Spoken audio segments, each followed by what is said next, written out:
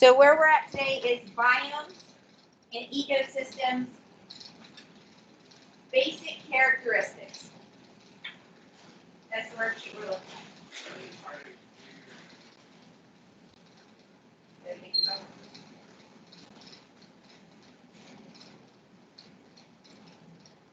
Okay, so this is the one we're working on today. I'll go over it with you. If you guys want, we'll do it together. Get it done and get it done quickly. The other two sheets are going to be for Thursday and Friday. Thursday, you're going to do the one that is labeled chlamydograms, and it's reading the graphs. We're going to start by looking at one of those today. The second one is in biomes and invasive species. That's for Friday. There is also a ed puzzle that goes with that one. So you'll need to watch the ed puzzle. If you have one of the weird names that I don't know who you are on ed puzzle, please make sure to change that so that I can give you points, because somebody's been doing work on ed puzzle and not getting any points for it because I don't know who you are. I can't tell who you are when you use aliases. So on Friday, you'll do those two things. So you'll have to get on Teams at least for the ed puzzle, or get online for the ed puzzle stuff. But you do have hard copies of the other work that you can do.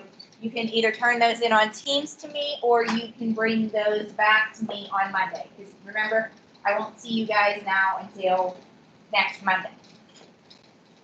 So we'll start on side A. It says read the following clues and write down which biome is being described. So this is a review of what we did in that reading packet and what we learned about biomes in that from our notes. So 50% of all Earth's precipitation falls in this biome, and it covers 70% of the Earth's surface. Now you have 5 biomes to pick from: aquatic, forest, desert, grassland, or tundra. So which one does that fit with? Aquatic, water, but we're going to not use water. We're going to use the more scientific term, aquatic. So the aquatic biome. It's up the top if you need to see how to spell it.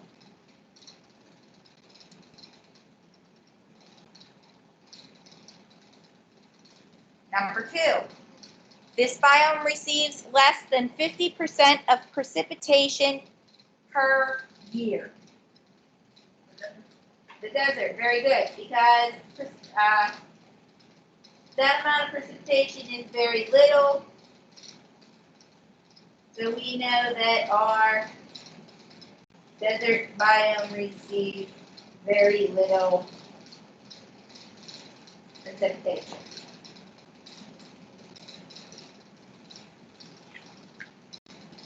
The main characteristics of this biome is an abundance of trees. Forest. So which one do you guys live in? What biome do you guys live in?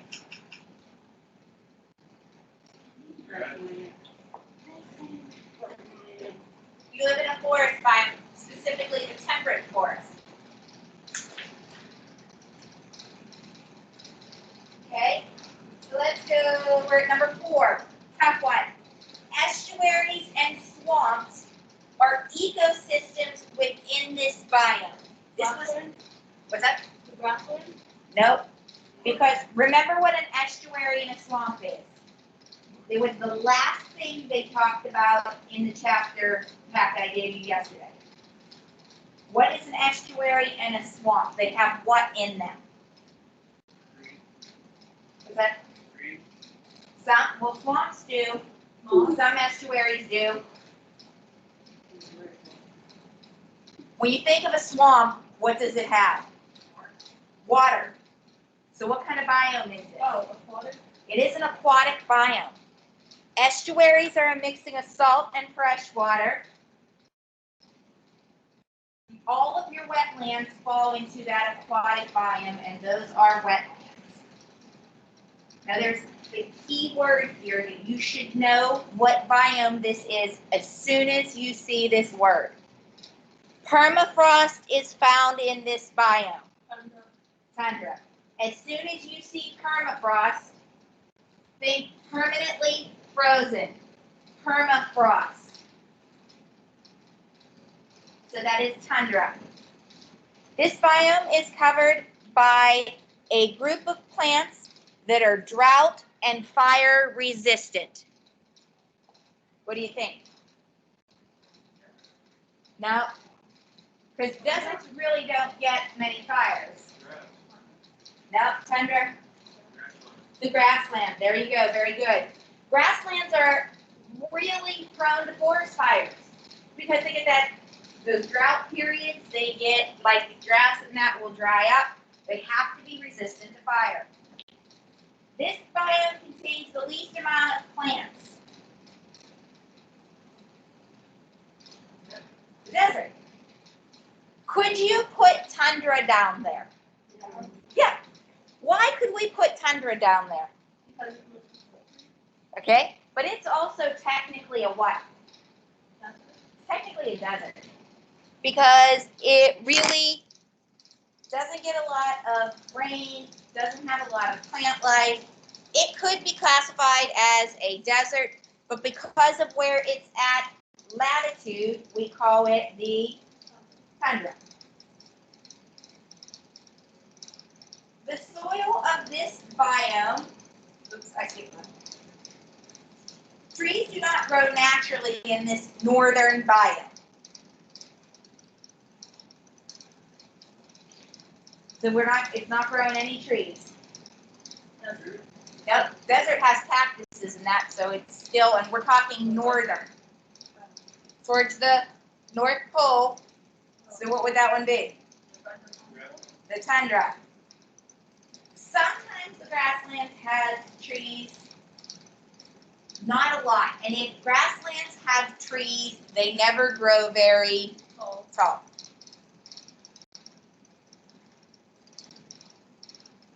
The soil of this biome is poor, rapidly draining, with humus. Nope.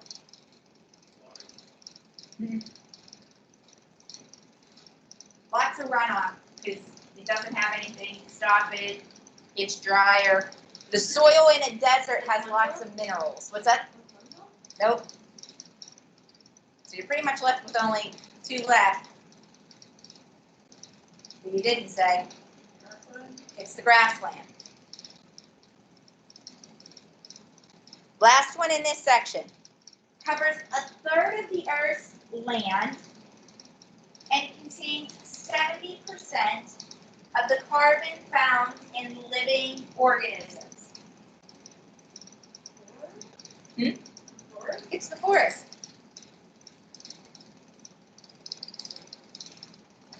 So that covers 1/3 of the Earth's surface. Forests account for that. What biome, and it's not on your paper there, what biome has more species in it than all other biomes combined? Nope. It's specific. Which specific forest? Tropical rainforest. The tropical rainforest has more species in it than all of our other biomes combined. What's the biome that we know the least about, though? The aquatic. We know more about space than we know about our oceans. Because our oceans are so deep, so dark, so cold, so much pressure, and so much of our oceans are unexplored. We actually know more about space than we do about our oceans. So let's look down here. What we're going to do is I'm going to read the numbers, and you're going to try to match them up to the ones that are over here. We have paved, savanna, alpine tundra, wetlands, marine, tropical forest, coastal desert. So coastal desert would be near the water. Okay, specifically, when we say coastal, we typically mean what kind of water? Salt water.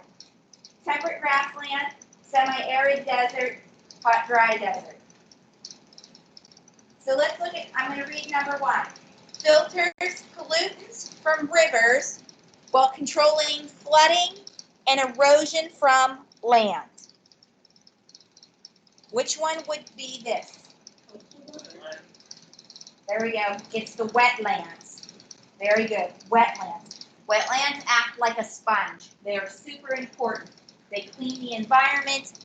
During a hurricane, they stop up the storm surge. I know you guys are really young, but if you remember hearing about Hurricane Katrina, part of the reason why Hurricane Katrina hit like New Orleans so bad is they have destroyed their wetlands.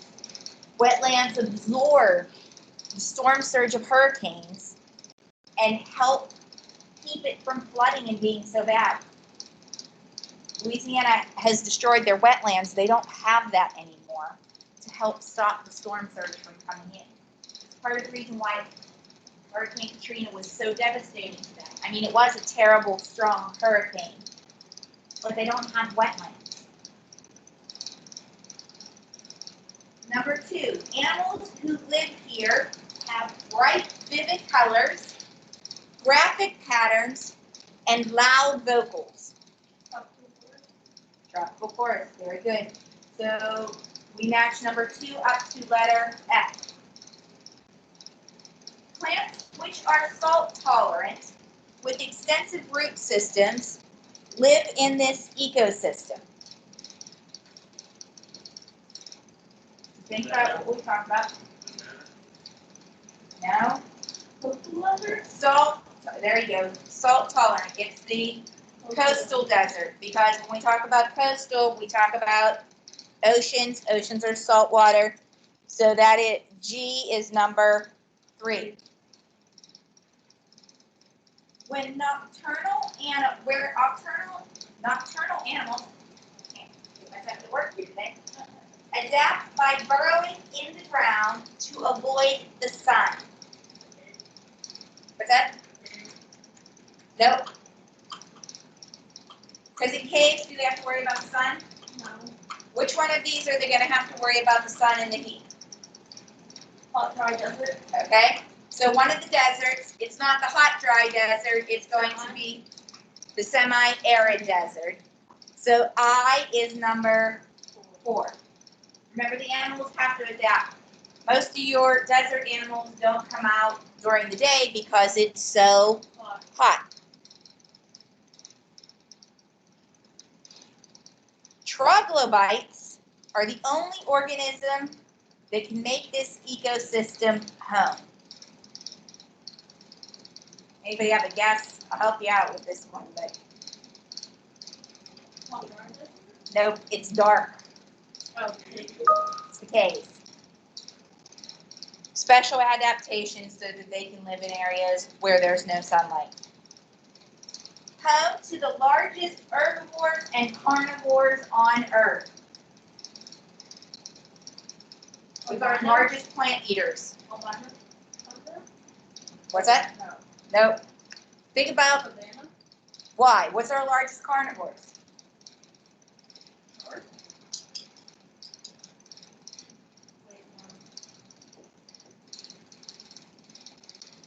And herbivores on Earth. So we talk about land, not in water. It's the biggest plant eaters. Elephants. Oh, giraffes. So you're going to find those on the nope. Temperate grassland is U.S., middle of the thing. Where do we find lions, elephants, savannah? 7. Where the most fertile soil on Earth is found and families of prairie dogs burrow. Where do we find here? Yep, the temperate grasslands. Very good. So number 7 matches up with letter H. Almost done here. So we are down to high altitudes, no trees, and only 180 days for plants to grow.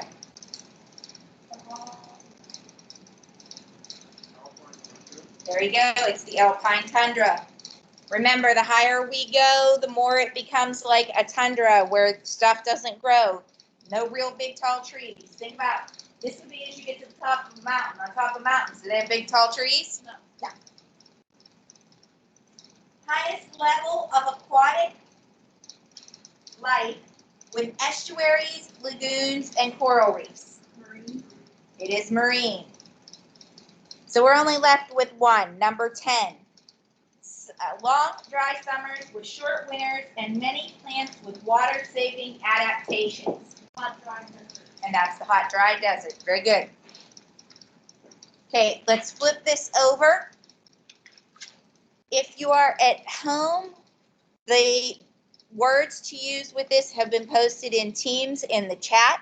For the rest of you, the vocab words that we're going to use to complete basic characteristics B, the vocab section, they're listed on the board. We have flora, fauna, abiotic, biotic, invasive species, habitat, chlamydograph, microhabitat, exotic species, and native species. So let's look at number 1. The non-living parts of an environment: rocks, weather, sun, water, landforms. What word fits?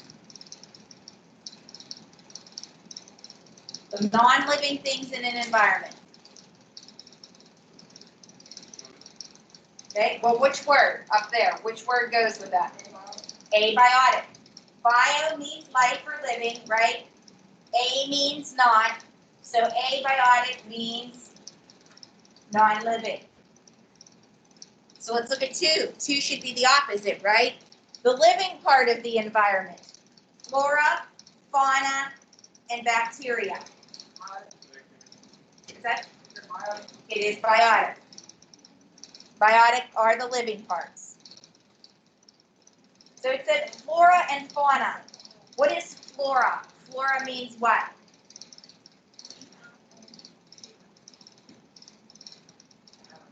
If you want to get your mom flowers, where do you go? To the what? Florist. To the florist. So what does flora mean? Okay, plants. There you go. Very good. So it means plants. So what would fauna then mean? The way I remember this is I think about what you call a baby deer. You call a baby deer a fawn. So I relate that to fauna. What would fauna then be? Animals. Flora is plants. Fauna is animals. So let's look at 4 and 5. Or 3 and 4, sorry. Plants of a particular region, habitat, or geological period are called the what? Flora. Remember, you want to go to the florist to get your mom flowers. Flora means plants. Animals of a particular region, habitat, or geological period. Fauna. Fauna. Okay, good. Everybody good with that? Use that? Number 2.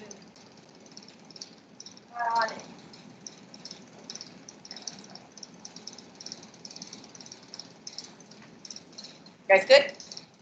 Okay. Species of organisms which are naturally found in a region for long geographic periods or geologic periods of time. So we're looking for something with species, so we should probably be able to narrow it down to what? You think it's a what, Bill? Very good. It's a native species. Something that's found there naturally. It's a native species. Very good. So 5 is native species. Number 6, non-native species living outside of its native distributional range, which is arrived there by human activity, either deliberately or accidentally. It's an exotic species. exotic species turn into what we see in number 7. An exotic species to a specific location which has a tendency to spread to damage an environment. Invasive.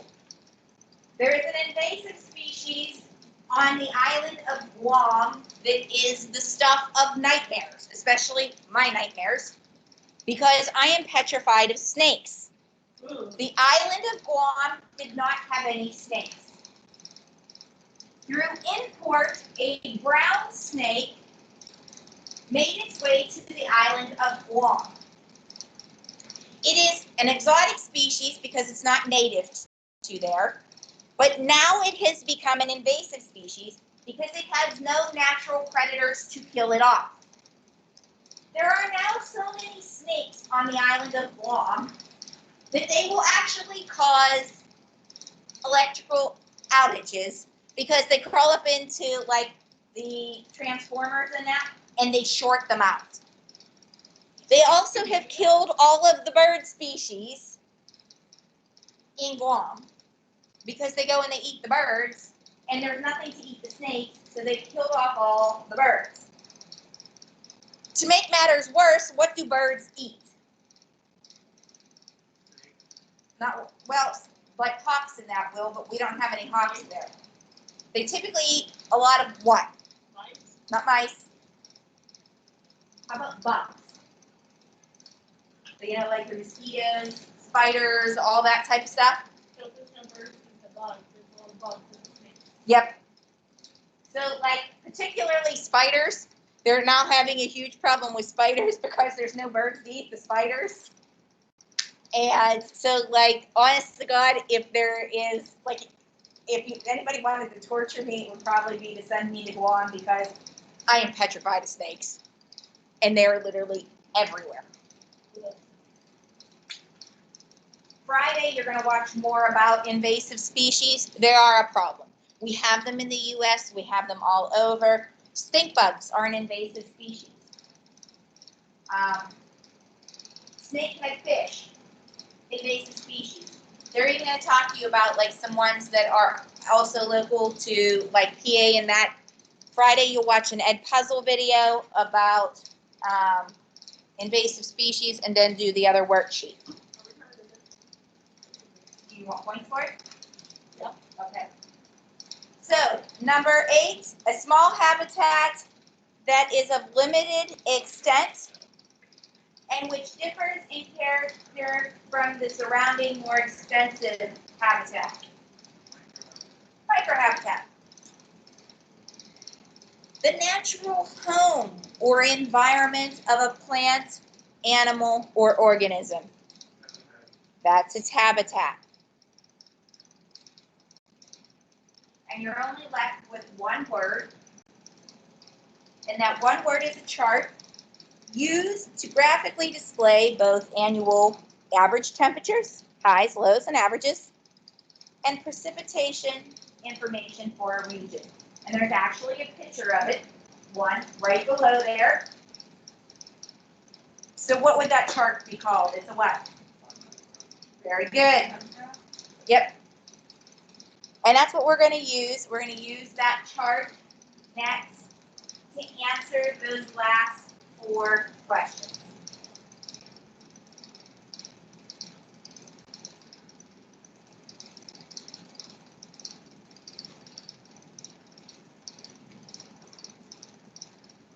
Okay? So we're going to use that chart. Let's take a quick minute to look at that chart. On the left-hand side is the amount of precipitation. So when you see the little dots or little squares, that's the temperature. The bar graph portion shows you the amount of precipitation, how much going up. The temperature is going to be on the right side. So let's take a look at this. Which month has the highest average temperature? May. Nope. Now August has the highest what? Precipitation. And you're right. What is the highest temperature? April. April is the one with the highest temperature. The temperature is that kind of like dots with the lines connecting it. And the highest precipitation, we need to look at the bar graph.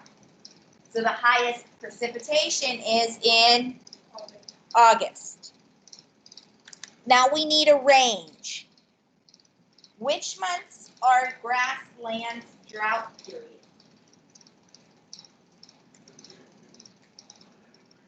Well, November through what? Goes a little further than that.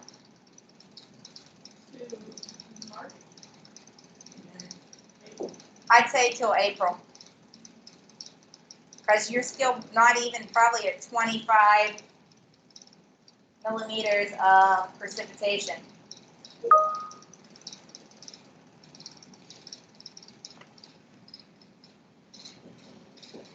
Now, what is the annual temperature range for the African grasslands? So we want the lowest and the highest. So what's the lowest? 0. No. Oh, precipitation. No. Temperature. 15. 15 to what? What's the highest it goes to? Like 75. Somewhere in that range. You know, it's above 35, but it's below 40. So 36 to 38 is probably an acceptable answer. If you put any one of those, I would be okay with it. The answer sheet says 15 to 38 degrees what? Celsius. Remember, in science, no naked numbers. Okay, make sure you turn these into me. Anybody have any questions?